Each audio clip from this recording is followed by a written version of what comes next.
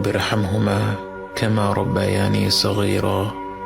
হে আমাদের রব, তাদের দুজনের প্রতি রহমত প্রদর্শন করুন যেভাবে তারা শৈশবে আমাকে লালন পালন করেছেন।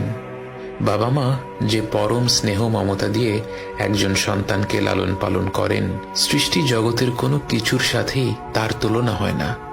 এই মমতায় কোনো স্বার্থ নেই, নেই কোনো শর্ত। যখন আমরা আল্লাহর কাছে বাবা মায়ের জন্য দোয়া করি, আমরা পৃথিবীর পবিত্রতম মমতার কথা উল্লেখ করে রব্বুল আলামিনকে বলি, আমার রব, আপনি এইভাবেই তাদের উপর রহম করুন। বাবা মায়ের জন্য এই দোয়াটি পবিত্র কোরআনের মাধ্যমে আল্লাহই আমাদের শিখিয়েছেন।